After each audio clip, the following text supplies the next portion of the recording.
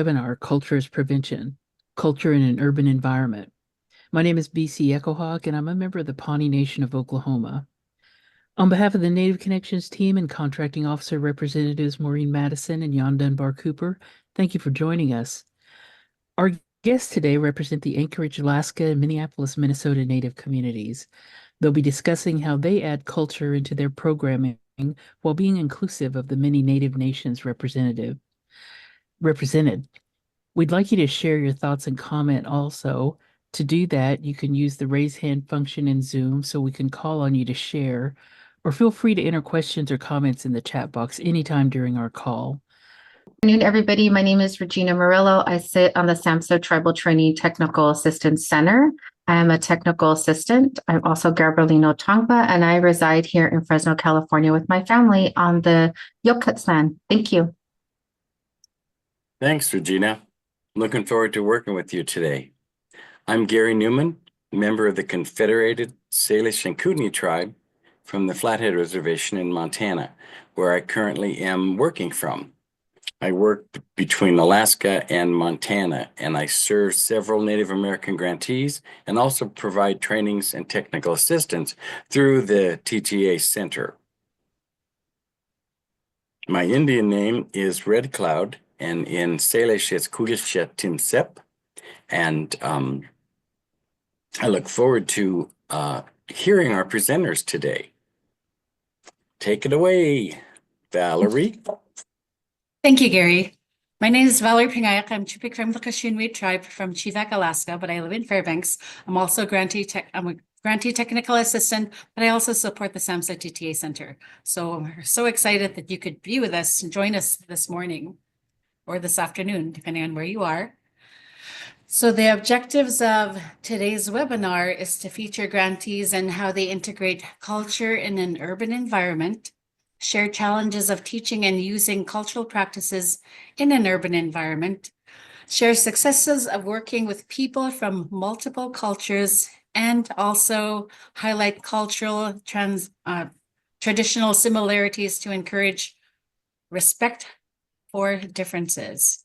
I'll turn it over to Gary. Back to Gary. Thanks. Great. Thank you. It's an honor to introduce and share a little bit about Crystal Lemieux. Her Tlingit name is Gunsi, and forgive me if I pronounce some of these names wrong. It means doll or daughter in Tlingit, or the name is so old it doesn't have a meaning anymore. Her family is originally from Angoon, and our great-grandma is the late Bessie Bell Williams Nakamura, and her great-grandma is the late Josephine Nakamura Zeller. Her grandma is Angelina Chulik Howard, and my mom is Stella Howard. She grew up and graduated from Haines High School before moving to Anchorage to attend college at University of Alaska. I learned a lot about Alaska Native history, she says, about boarding schools, intergenerational trauma, and internalized oppression. And she wanted to do what she could do to support the Native community by including culture in her work as much as possible. She received a Fulbright Student Research Award in 2016 and moved to Kamloops, British Columbia, Canada, for 8 months. When she came back to Anchorage, she began her suicide prevention career. The last 8 years have taught me that our culture is prevention, and when we work together, we are stronger. She likes to play cards, board games, go fishing, gather, travel, hang out with her family, and her son, Cole. She's also a part of the I know I'm going to mess this up. So I'm just going to say part of a dance group. So with that, I'd like to turn it over to Crystalline.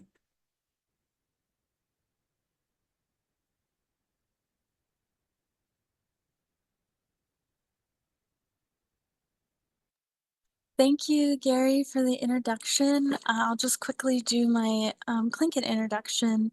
Gunsiu hat duasak, deshu tanaya hut, deshu hit hutsati. So like Gary mentioned, my Tlingit name is Gunsi. My family is from Angoon, from the end of the trail house. My other name is Crystal Lemieux, and I'm one of the program managers here at the Alaska Native Heritage Center. Really happy to be here And this is actually a beautiful photo of our Heritage Center here in Anchorage, Alaska. If you ever come to Anchorage, please come and visit us. All right, so some of the things that we'll be talking about is just discussing how to make it a little easier if you're going to be doing community workshops. It can, a lot of things can pop up, and so one thing that I've found is using templates and checklists really help, because as you know, when we, work with in the nonprofit and helping fields, sometimes we get a little busy, and it's the small things that sometimes we forget just because we're really busy. So one of the things that we like to start off with is at the Alaska Native Heritage Center, we really value education. And because Alaska is very diverse, we have 5 cultural groups. And so we really focus statewide on our programming. And then, one of the things that we're working towards is that our cultures are respected and valued. And so at the Alaska Native Heritage Center, we do a lot. We're not just a cultural tourism location. We do suicide prevention. We do domestic violence prevention. We have our Indigenous awareness workshops. We have our summer internship, our apprenticeship. We also have, we own some coffee shops in the Anchorage area. So we do a lot, and we also do school visits. And so anything that we do, of course, is rooted in our mission and vision, and of course, our values. So when we do this work, we really consider what values are related to the work that we're doing. And we really consider how our actions are going to impact our community. So another great thing about our grants is we use Indigenous names, and we really focus on, again, those values. And so for this, we really wanted to focus on connection and resilience. And Ungwa is a Supiaq word. It means that people are strengthened by a common purpose. So when we're able to come together for a common reason, in this case, healing, we're able to keep moving forward on our healing journey. And so this is one of the students at the University of Alaska Anchorage that we worked with, making bone bead necklaces. All right, so just to give you an idea of the work that we do, and I know with Native Connections grants, you kind of just do a little bit of everything. And so we have a partnership with the University of Alaska Anchorage and Alaska Pacific University to work with our Indigenous university students. As you know, sometimes the odds are stacked against us. And so we wanted to do our best to support that transitional age, 18 to 24. And then also provide cultural programming to help build resiliency for our students. And a lot of our students are coming from rural Alaska, and so they may be feeling homesick, and it can be really tough to, I'm sure this might be, similar in other communities, is that we don't always have the money to go back home when someone passes. And in some of our families, we have a lot of people pass within like 1 year at the university. And so it's really important that we provide the support that we can for our students, because we know that it can be really hard to be away from home. And we really want to build up our students so that we can have more people, Indigenous people, taking on leadership roles and supporting our communities. Another way that we support our community is we actually open up our space Monday through Friday at no cost to different dance groups to practice on site. And so that's not just a way to get more numbers for Native Connections. There's a dual purpose here. Because we're also a museum, we get a lot of our ancestors' cultural belongings that may have been gathered unethically. And so by having our dance groups practice in this space, it helps bring peace to our ancestors, because some of their belongings may have been taken unethically. And so this is one way that we try to provide a balance in a spiritual sense. We also do native games practice. And the cool thing about this one is it was actually one of our past summer interns who became an apprentice, who became a coordinator, who asked that we open up our space for all ages to practice native games. And so he's really involved in the native games community. And so it's also called Native Youth Olympics. And if you get the chance, I highly recommend just doing a Google or YouTube search. But these native games are different in that it's about doing your personal best. You're not necessarily competing against others. And it really has that value of like not just connection, but supporting one another. So being able to provide someone else that coaching and sharing with them, you know, hey, these are some strategies that I've used. This might help you. And it really helps build that relationship piece that's like so essential for, you know, our protective factors against substance use and any thoughts of suicide. And so that is actually one of our most attended programming. And it really came from the community. Same with our dance practices. We also do some evening workshops depending on what supplies that we might have. But one way that we were able to sort of leverage our resources is that even though we may not have a large supply budget, we open up our space on the weekend so that people can finish the unfinished. So as you know, a lot of our aunties may have a lot of art supplies for like regalia or different art projects that they haven't quite gotten to, and they might have an amazing bead collection. And so all we do is just provide a space where community members can bring their projects to work on in community, because we know that it's not natural for us to work on things by ourselves. Like we usually, you know what I mean? We come together and so it's really important to be able to offer that to our community. And that's one way we were able to do something that's intergenerational. And it also supports some of our moms because they can bring their kids too. And so that's been really, really good. We also, so we do offer programming in the school year, but in the summer, because we are in a city, a lot of our youth don't have the opportunity to learn our subsistence practices. And so we are blessed at the Alaska Native Heritage Center in that someone built a smokehouse. And so although we have to like sign waivers and things of that nature, and the parents have to approve their youth in working with like a fillet knife and a smokehouse, because it's like, it's a fillet knife, there's a fire, and then we also jar these salmon, you know, the salmon, the smoked salmon. And we have a staff member out there with the youth.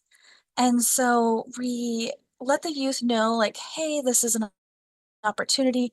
And usually 2 to 4 youth will really want to learn. And so we're not trying to like force them. We give them the option, and then they help us through the whole process, and we sort of quiz them so that they have that deeper level of learning. And then they also will train another summer intern that may be interested later in the summer. So we, you know, train the summer intern, and then that summer intern then trains other interns, because we know that if you teach someone else, it's gonna have that deeper level of learning, and you're gonna remember it. And so that's one way we've been able to be able to pass on that cultural knowledge. And then, of course, a lot of our summer visitors will come and ask the summer interns questions. And so one good thing about that is some of our visitors will ask our interns questions, and if they don't know, our staff member may know. And if our staff member doesn't know, then we ask our elders, and then it just sort of like that culture knowledge trickles down. So that's one good thing that's been really good. We also work with our apprentices to gather greens. And so last year we gathered Devil's Club to make salve. And we actually used that Devil's Club for our elders program. And the elders were really happy about that. And we also gathered and pickled fireweed shoots and fiddleheads. And so that was like a good way to also pass on that traditional knowledge. And of course, we offer Safe Talk and Assist because we recognize that it's not always natural to talk about suicide in our communities. And so this is one way to reduce the stigma. All right, so just as I mentioned, like we don't do things naturally in a silo. It's so important to have these partnerships.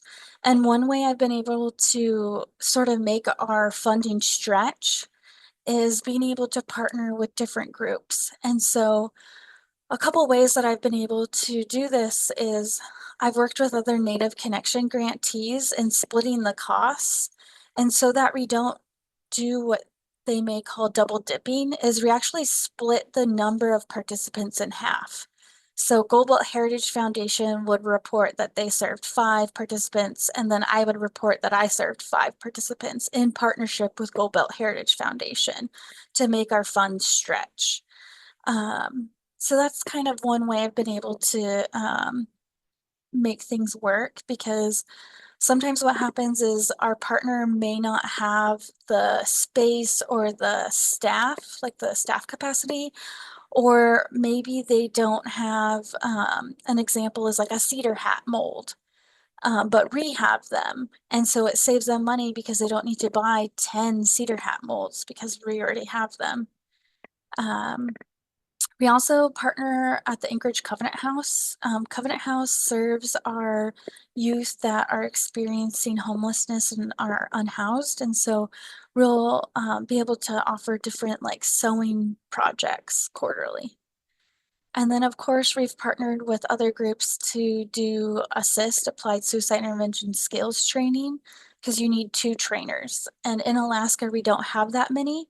And so we've sort of created our own trainer network. And what we do when we are offering these trainings is we have the trainers who have agreed to do it, and then we have backup trainers just in case the 2 trainers get sick or something comes up. And so we have partnered with Coconut Tribal Council.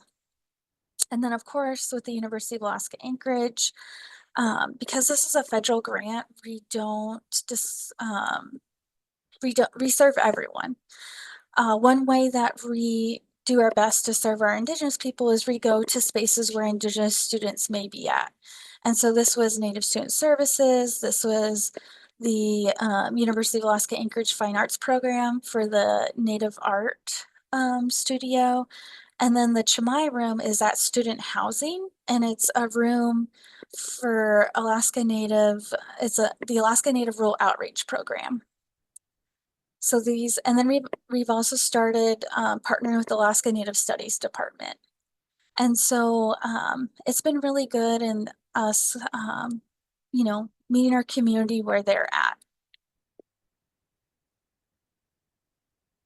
Okay, so workshop planning. So these are just some of the things that I've learned along the way, is that the logistics really comes into play. And Mark dropped into the chat like a lot of templates, and those are just things that help me stay on track, because we get so busy that we might forget the little things. And then in terms of sustainability, is I try to think about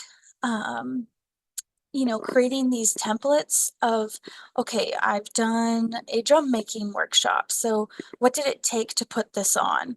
And I put it in a Word document to build a sustainability in that if I have a new coordinator that joins, they can take that document and run with it.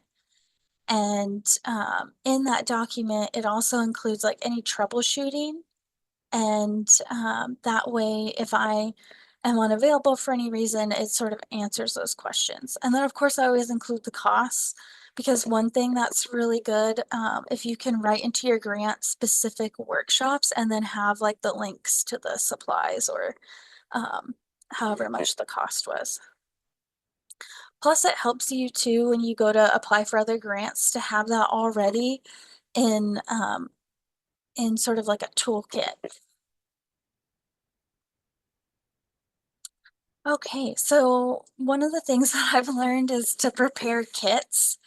And what I mean by that is an example is if you're like sewing, consider everything that that one sewing station needs and then buy extras because some things will break or anything could really happen. And then doing a gear check with your team, and also if you're contracting an artist, if they physically can't show up, then do a video call or take photos of the supplies. Because one thing I've learned is artists are very particular about the brand of the supplies that they use. And another thing that I've learned is just if you can share the cost with other grantees, because this work can get kind of expensive. But we still want to be able to offer meaningful programming to our community and we do our best, you know, not to cut corners and be able to provide quality. And so one way we can provide quantity without losing the quality is through partnerships. Another thing that I've learned is it would be good to consider what a cell phone stipend might be because text reminders versus email is essential. When I do these workshops, I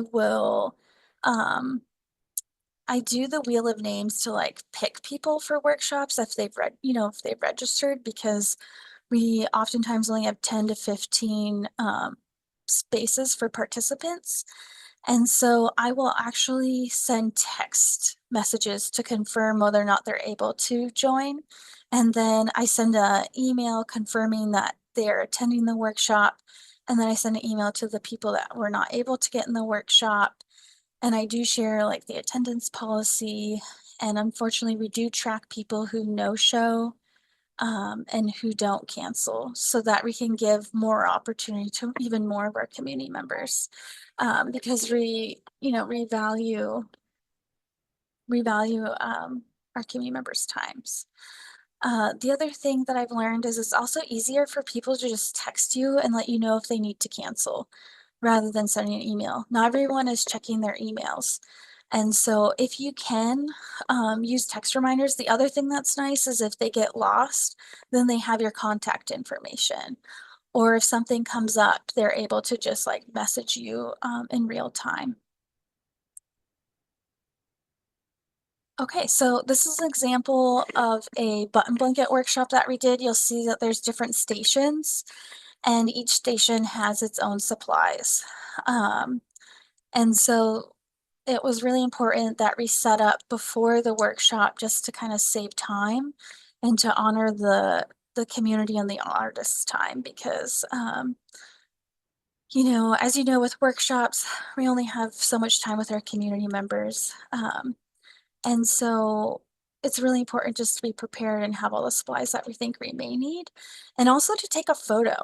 So what I do with this photo is then I put it into that planning document. So if I offer this again, someone has an idea of how the room could be set up and they don't have to recreate the wheel.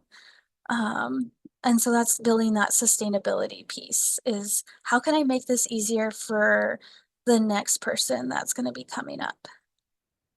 And the other thing too is maybe someone might ask you, hey, I'm new to putting on workshops. I know you've been putting them on for a while. Like, what do you recommend? And if you could just send them like a whole toolkit, oh my gosh, that is, it's so nice. All right, so another thing that we do is we might use other grant funds or our partners that I mentioned have funds that they can use for food. So that's what I do. And then I will share what the guidelines are and the attendance policy because sometimes, we want to make it a safe space and we want to ensure that people feel comfortable. So it's good to kind of start off with the guidelines and, put any extra supplies away because sometimes when you're purchasing supplies, you only have so much money and budget. And if you leave any extra supplies out, um, sometimes it might be interpreted as like, this is up for grabs. And you might need those supplies. And so, that's really hard because, you don't want to, like, let's say there's an elder in your workshop. You don't want to let your elder know, like, hey, sorry, like, I can't have you taking that. And so just to avoid that, we just put any extra supplies away because we don't want anyone to feel embarrassed and we don't want anyone to be uncomfortable, including the coordinator or even the artist contractor. And then again, I mentioned those how-to guides because if someone else wanted to put on a workshop, you just share that guide. And it just makes their life so much easier, especially if you can share these photos with the room set up. And of course, like the supply lists. It just goes a long way and it makes your life so much easier. I understand that it's extra work and that can be annoying. However, that extra work is going to make your life so much easier further down the line. And especially if it's hard for you to ask for help, because I find that hard. But if I have these templates and these how-to guides, it's so much easier for me to share with a coworker, hey, this is what I need to do. What are some things that you might be able to pick up? And so, and then it also just makes it clear on what it is that you're requesting from your team. All right, so the templates that we dropped in the chat, there are a lot of different Word documents. So one thing that I learned is the multi-day sign up. So people don't have to keep writing their names because like people will get bugged. So if you can just have them write their name once and then just put check marks, that makes life so much easier. And then we also track data. So we have our paper sign-in sheets. And then for our young folks, we do a QR code because our younger folks don't want to deal with paper, And so again, we meet our community where they're at and what they prefer. And then what we do is we pull in these different ways that we're collecting the information into one data tracker. And that way, for us, we have to do, SPARs and then quarterly board reports, and then of course our annual report. And so this just makes it easier for us when we need to do our annual report and then our 5-year report because we have it right there. And we can sort of see what is successful and what is not. And so I really encourage you to use Excel to like track that just to make it easier on yourself. It's tedious, it's annoying. However, at the end of the day, or the end of the year, you're going to be so thankful. Again, it's important to do inventory. So that inventory lets you know what you need for the next year, or even maybe your next grant application. Like I mentioned, like the cedar hat mold, now I know I don't need to buy 10 more cedar hat molds. So that means like this is an activity that I could offer in the next grant cycle. Another thing too is with directional signs, sometimes it might be the first time that someone's attending a workshop at the location. And so one thing that I learned is if you could use like blue painter's tape and put little arrows on the floor to kind of help direct people if you're short-staffed, that can really be so helpful for participants, just so that they are not arriving flustered or frustrated. And if you can create Google Map directions, you can actually edit a map and like make little arrows on where to go. So that's really helpful. Okay. Another way that I use that multi-day sign up is I mentioned we have dance practice here. So what I'll do is an example, every Tuesday in April, we have a dance group that shows up. So it's like 4 or 5 Tuesdays. So what I do is I make a sign-in sheet for April and they sign in and they just put a check mark next to their name for every week that they attend. That way they don't have to keep writing their name. And we just go in and take a photo and then enter that information into the data tracker once a week. and then repull that sign-in sheet at the end of April and file it. So there's just some ways and things that we do to make it easier for our community, because we understand that it's annoying to have to do all these things. And we want them to participate. We want to make their lives easier. And we know that we still need to collect this information. It's just, you got to find that compromise of like, what does your funder want? What is your community telling you?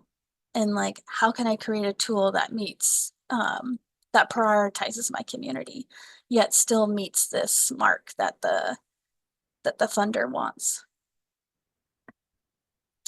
All right, I know that was a lot of information. These are just things that I've learned along the way through the last 8 years. I hope it's helpful. I know that this is really good work that we're doing, and anything to make your life easier is has always like been my goal for my team. But this is my phone number and my email. Please feel free to reach out if you're new to putting workshops on. I don't know. I've had someone do this for me where they help me, and so anytime that I can help someone else out, I always try to. So, Ganesh Tish, thank you. Thank you, Crystal. And you'll be at the symposium, correct? Oh yeah, Okay, I'll be there. wonderful.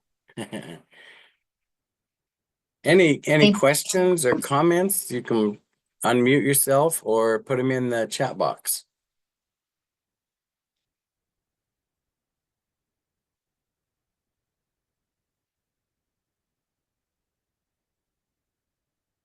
I'll just kind of talk through these templates really quick, unless someone has questions. So, with the run-up show, what that is it's like, it's really for your team to kind of track what it is, like the sequence of activities that need to happen. So an example is we might do a run-a show if we take youth out for fishing. Like, what does the staff need to do in this like order? And because we know it's like hard to track on the time, we might say, we might edit it in real time. So like when we're out there, we'll be like, oh, we thought this was only going to take us 30 minutes. It actually took us an hour. So then when we go to do the activity the following year, we can use the run a show because we've updated it on what the estimated versus the actual time it took. And then, so that's really helpful. And then this, what is this? The Master Artist class series is just like for your marketing or communications team. This is a document that I fill out so that they can create flyers, or even just for yourself to track. And then this workshop manual is very much a draft, but I am pulling information from staff that's been here for a long time. And so it's all it is like pulling this up here and put it onto paper so that I can create like sort of a standard operating procedure. So then when someone else can take it over, they don't have to start from scratch. And then this workshop planner is just like, if I do another workshop with this artist, I know what the artist prefers. And I don't have to like, oh, what was it that they said they needed? Or, and then this build event page is how to build the event page to use Eventbrite, because we don't always want to spend money on subscriptions. And so what I've done to make it more fair for people is reuse Eventbrite as an application process. Just because you register doesn't mean you got into the workshop, because we do, so many tickets at each age group. And I think I do like 100, tickets for a specific age group, 100 tickets for adults, 100 tickets for elders. And then from there, I do the wheel of names. And then again, the 5-day sign-in sheet. So anyways, I'm going to put myself on mute. I'm very chatty. So hopefully I'll see you in Minneapolis.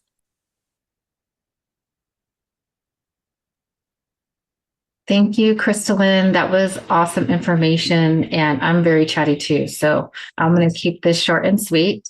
I'm going to be introducing Brenna. Brenna is a Cohort 9 Native Connections grantee working at the Indigenous People Task Force in Minneapolis, Minnesota, with the Keep the Fire Alive internship program. She works with Native young adults in their program to complete training to improve their mental health coping skills, gain confidence in speaking and self-expression, and they are matched with Native community-based organizations where they are paid for 200 hours of internship work in the community. And this is just a little bit of what Brenna does, and she's going to share with you about her program. Brenna? Right. Hi, everyone. Good to be here. And let's see. Oh, there I am. I'm gonna switch and turn my video off just because my Wi-Fi isn't quite as so strong. So let me do that. Okay. So I'm here in Minneapolis and I work at Indigenous Peoples Task Force. And so we are on the traditional land of the Dakota people. And I've worked at Indigenous Peoples Task Force since 2010 in a variety, oh dear, of youth programs. And so Minneapolis is a very urban community, and I'm gonna start with just this is a mural that is right on Franklin Ave, and it's on Powwow Grounds Coffee Shop. And I really like this mural. It was led by a local artist, Natchez Bolio, and she worked with a group of Native teens to design the art. And I think it just really represents the community in a lot of key ways. They made some really intentional decisions, like you can see that the skin tone of the person is very shaded to just be inclusive of the many different tribal groups or multiracial Native youth. And they chose sunglasses to be inclusive of many different types of eye color. And then the hair also is a gradient. And then if you look really closely, you can see that there's Indigenous words on the person's sweater, and they're from, I think I counted, and it's like 17 different Indigenous languages. So, and then we can just see different important symbols, whether it's the buffalo or the loon, the water and birch trees. And then we also have like the Minneapolis skyline and kind of representation of many different age groups also. So I just thought this was a good way to kind of introduce Minneapolis, and also a good example of how Native youth programming can be specific and represent many different people all at the same time. So yeah, Minneapolis is part of the Twin Cities. It's there's up to 1 million people in the metro area. Some people may have heard of the Little Earth Residents Association, and so it's one of, I think it's the only Native American specific housing development subsidized by the US. And so that is just probably less than half a mile from IPTF's office. So it's like very walkable, and lots of our youth participants maybe live there or have family members there. And there's 38 different tribal people from 38 different tribes who live in Little Earth. And then, but obviously Native people live all over Minneapolis or the Twin Cities. Minneapolis, the reason there's so many Native people in Minneapolis is because it was an urban relocation site. And so my next slide will kind of show a little bit about that. This is a picture of a handbook. Oh man, let's go back. Okay, and so you can see that there was the voluntary relocation program designed by the Bureau of Indian Affairs between 1952 and 1972. And so many Native families arrived in the metro area through this program, leaving the tribal reservations in kind of northern Minnesota. There's 7 Ojibwe reservations in Minnesota and then 4 Dakota communities. And so it's still today, you know, it's feasible to be able to drive back to your family up north and also be in the city. And we know that initially the government designed this program with the goal of assimilation and the goal of being able to take over tribal lands, but that wasn't fully successful, luckily. If you want to learn even more about this, there's a really good article published by Minnesota Public Radio, and it's called Uprooted, a 1950s Plan to Erase Indian Country. And so I just thought that was it was a good read and gave you the really kind of big picture. And here's a map of Minneapolis. So on the left, you can kind of see the full city map, and Minneapolis's nickname is the City of Lakes. So you can see that there's about 7 kind of smaller lakes in the metro area, and then the Mississippi River runs through Minneapolis. And so you can imagine that when Native people lived here before the city, there was a lot of well-used like pathways and trails connecting those bodies of water that were used for like transportation and trade and things like that. And then the smaller map, Minneapolis is divided into different, it says 11 different communities. And so the light green section, East Phillips, that is where our office, Indigenous Peoples Task Force, is located. And then and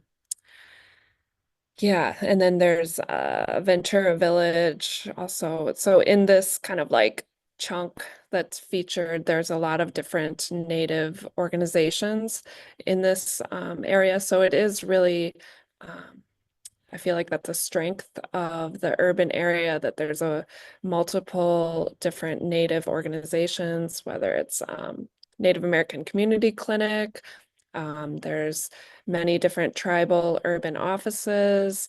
McGizzy is a Native youth after school media program. There's some really long-standing Native organizations in the community. And so then this area also has a lot of diversity. There's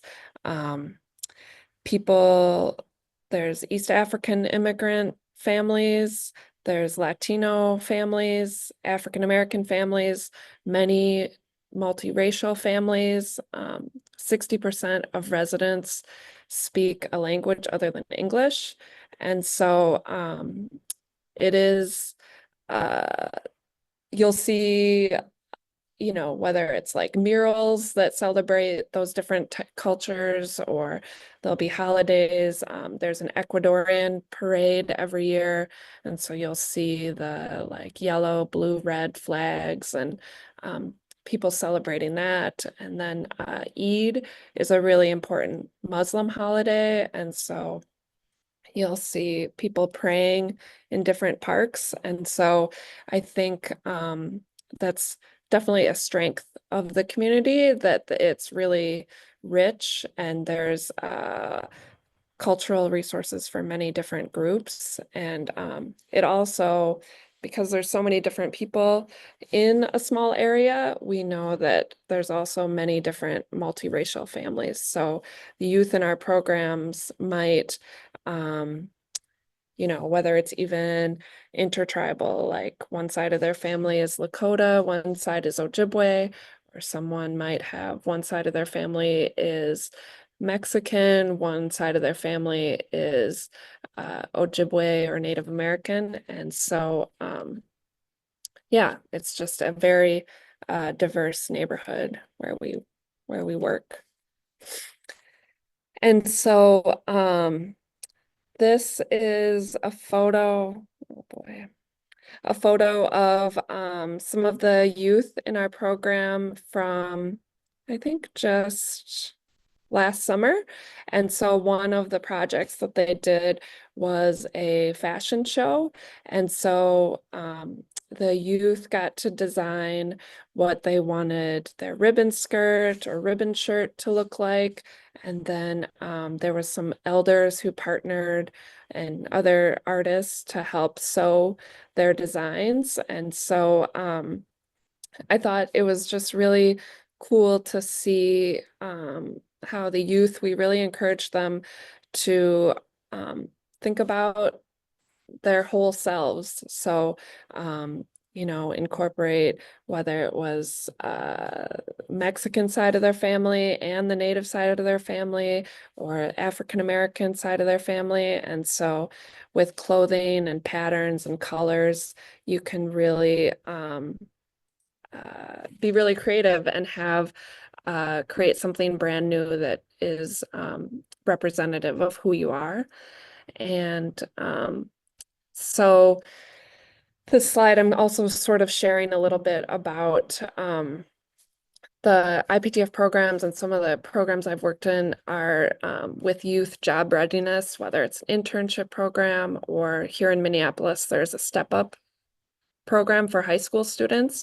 And so that is a way for high school students to earn money in the summer and gain some job skills. And so IPTF has been a longtime partner of that Step Up program. And that was, at least in my experience, like a really good opportunity where youth that were Somali or Latino would come and join IPTF programming. And there were a lot of benefits from that. It was a really good opportunity to overcome stereotypes that teens might have of different cultures, because throughout that 6-week program, they got to really know people as individuals and find those connections, whether it was similar interests in video games, or enjoying like the theater program at IPTF.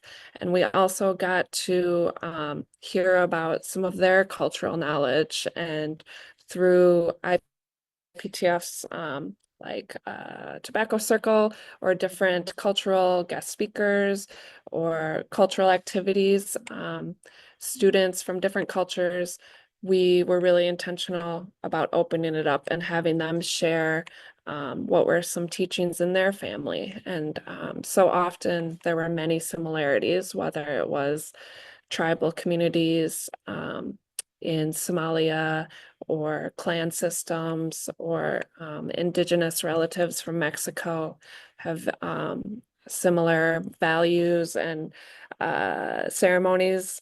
And so that's really important for youth to understand those connections, despite maybe the way sometimes like mainstream society tries to divide people, but there's actually a lot in common.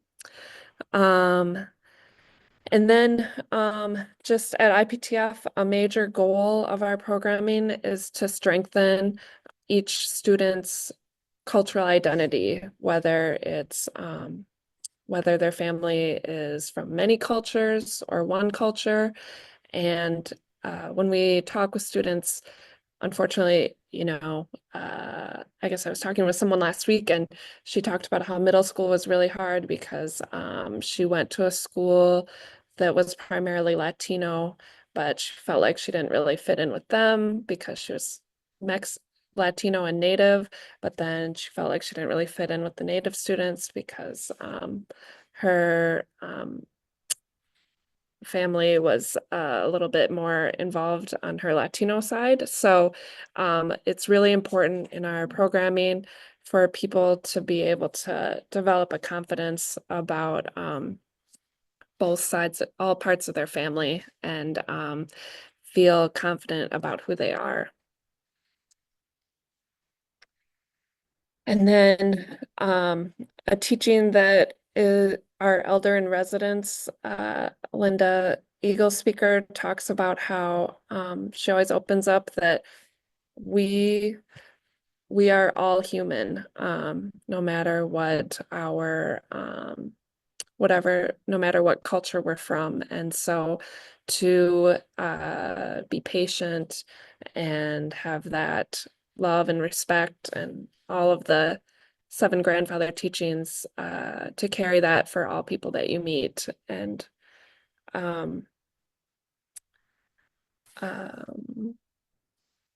yeah.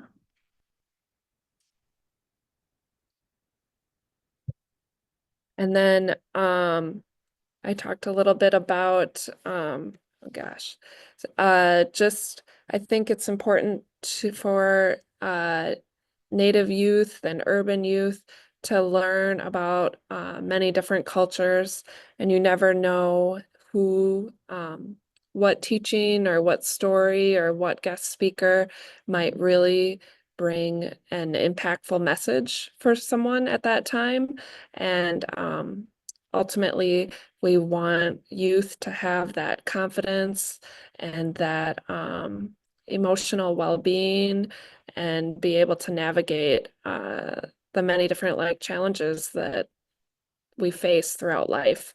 And so I kind of mentioned before, but it is really important to be overt about how our group is everyone is welcome. And so we, at the beginning of our programming cohort, will ask youth to, go home, talk to your family, ask about what tribe you're from, what are some of the cultural practices your family has? Do you know your spirit name? What languages does your family speak? And then we'll always do a drawing activity, which is an identity shield. And so each youth will draw pictures that represent their identity and then have a chance to share that with the rest of the group so that maybe we can learn things about our group members that might not be obvious right away, but we'll get a chance to get to know everyone and celebrate all the diversity in our group. And so IPTF has the Akitawan Acting Ensemble, and so the theater is another example of when we are doing a play, we always want to have specific stories from the youth, whether it's poetry or a scene that they kind of tweak the language or introduce a new scene or include music. And so theater is a beautiful way to include different cultures. So a few years ago, we had a participant who she was a Spanish speaker. So she shared a poem in Spanish. And so I think that just makes our performance that much richer. And during that performance, although you didn't necessarily know word for word, well, I didn't know word for word, you could feel what she was conveying in her poetry and her delivery on stage. So we always leave space for youth to express their different cultural values within our projects. And then this is a picture in Minneapolis on Valentine's Day. There's always the missing and murdered Indigenous relatives parade, and there's speakers and some like politicians that come, and it's a really important day for the community to be heard, to share their stories, and to like come together. And this year I remember joining the march, and you see people honking and like showing their support that are on the road, and you just see that it's you know, not only Native people that care about justice, and it just makes you realize how we all need these things to live and be safe and live in a fair world. And so if ultimately our goal is lasting change, we really do want to be inclusive across all groups of people. And so some different topics that IPTF addresses is, you know, we want to be able to protect Mother Earth and the water. And so that's something that we need everyone to take steps in. And we want to be able to have respect for everyone to do their cultural practices. And we want to have mental health and suicide prevention for all people. And we want to have healthy relationships, whoever is in a relationship. So yeah, I think that especially in Minneapolis, the urban environment, it's good to include many different groups of people. And so I always tell youth, if they have a friend that wants to join the after school programming who's not Native, that they're welcome to join. They should know that the priority is learning about Native culture. And so we ask that they're open to that and that they are respectful, but you know, that's important for friends to understand each other's backgrounds. So that's kind of everything I have. Let me know if you have any questions.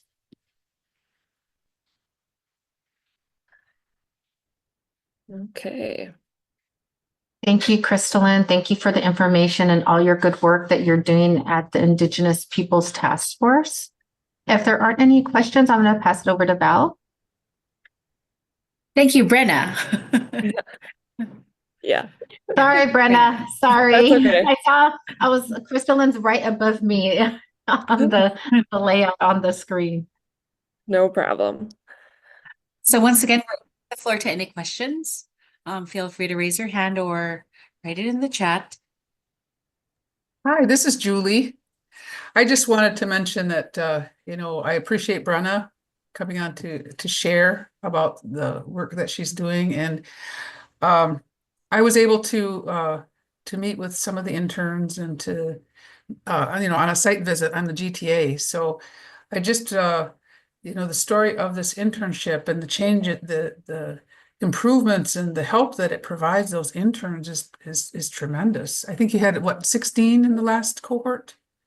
Yep. Yeah, we had a group of 16, so it was really exciting. A lot of like good energy, and so they all worked at different Native organizations, and it was just yeah, it was really beautiful to watch them grow and develop confidence, and they felt so good about being able to like give back to their community. So yeah, thank you, Julie. What are some of the things that you were able to do with the interns to support them? Let's see. Well, we start with 3 weeks or 1 month professional development training, and so that's really an important time where we do some of our activities that IPTF has been doing for years, as far as like team building, and we do a lot with theater because it's just a good way to encourage people to be sort of be able to express themselves, to be thoughtful.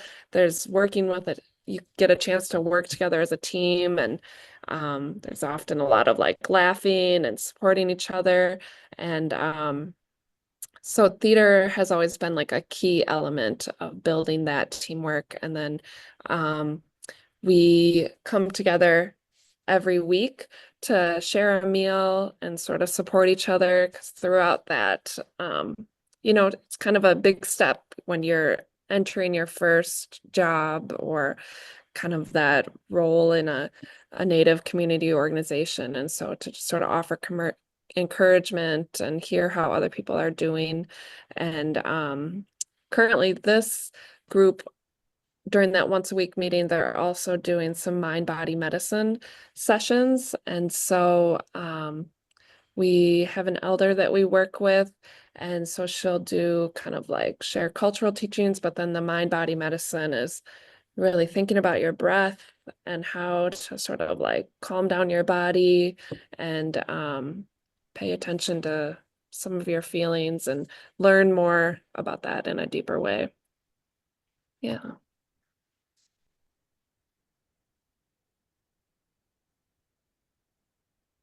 Okay.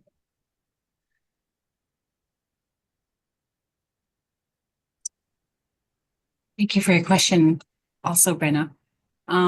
Any other questions?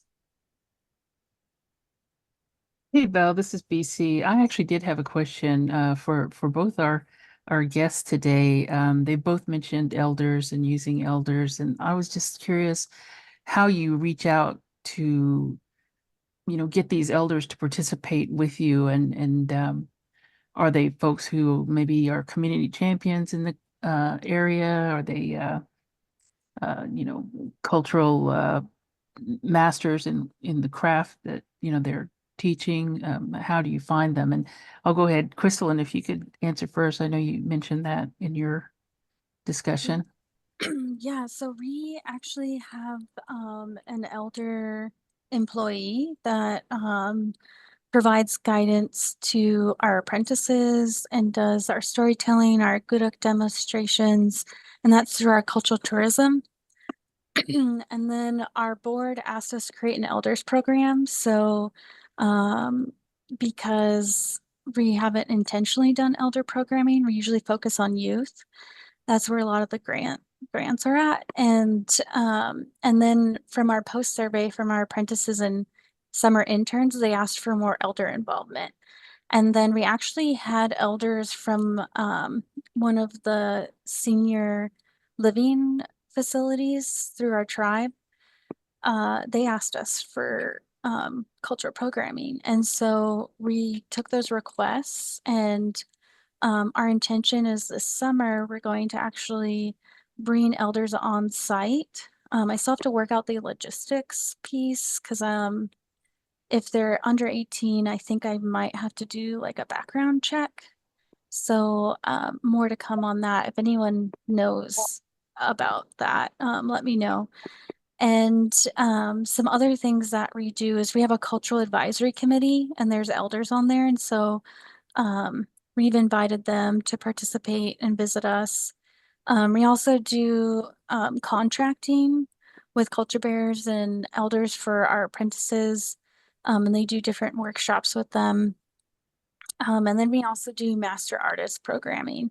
And so we invite our apprentices to sign up for those workshops too. Trying to think of how else. That's sort of how we've been navigating it, but eventually we're going to be doing programming specific for elders and youth. And it might be in relation to like native games and storytelling and drumming and singing. So more to come. Great, thank you. I don't know that we'll be like north to north and offer slushies to our youth, but if you haven't seen that TV show, it's on Netflix, and they mention bringing elders and youth together, and it's pretty funny. Thank you. Brenna?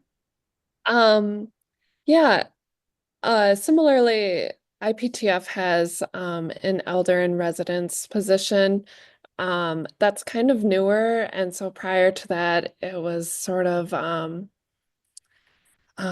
yeah, I guess the elder we worked with most frequently, she had a social work background, and I guess initially my boss just kind of helped facilitate the partnership. And otherwise, I think kind of like word of mouth and offering tobacco when you invite an elder to work with the youth or provide some guidance. So it's a little bit more informal. Yeah. Great, thank you. One other thing that popped into my head as you were talking is I have had the pleasure of visiting the Alaska Heritage Center, and I've been to the Indian Center there in Minneapolis. I was wondering how transportation affects your programming and getting youth to the center. How do you guys navigate that? I know that's very often an issue, not only surprisingly in urban communities, but also rural communities. Yeah, that's a really good question. And in my presentation, I briefly mentioned it, I think 3 times, is that we go to where our community is at. So whether that is our youth programming, we go to the university and we have multiple partners at the university. And then for our training, we usually go to the location of the requester. For our elder programming, we actually go on site to our hospital has an elders program, and all we do is just bring in the cultural component. So we prep everything on site and then we bring it as a kit over, and we have like a designated space to provide programming. And then it's difficult because if we do like school visits, they have to coordinate buses, which makes it really difficult. But in the past, when we had a really large after school program, they actually had a shuttle, and they would do like a whole route picking up students from multiple schools. We are looking at a new grant to do an after school program, and we would be partnering with Cook Inlet Housing Authority, and they actually have transportation, and they have different housing complexes that have a lot of families. And so we would partner with them to either go to their location or bring the youth here, and then they would be able to provide transportation home. I know in the past, I think they also were able, because we were right next to a high school, they were able to like ask the school if they could become a drop-off location after school. Or they walk over. We also, all of our students have access to our city bus through their student ID. It is a mile walk though from the bus stop to the Heritage Center, so that does make it difficult. So as of right now, when we're working with youth, it's easier for us to just go to them. Well, yeah, transportation is always something that we have to think about. And so for the interns that are over 18, we include a monthly transportation stipend to whether that's sort of supplementing gas money or Uber costs or a bus card. So that's one benefit of the city, is that there's some different options for transportation. And then for our programming that's for middle school and high school youth, we usually have a program assistant who a big part of their role is transportation using like a 15-passenger van. And so doing pickups after school at their different schools, or pickups at their homes for summer programming, and then drop-offs. And yeah, so transportation is definitely a key ingredient for to have like reliable attendance and successful programming.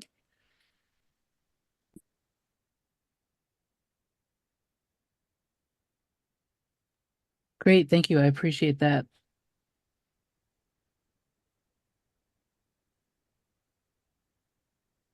Yeah, it's really great.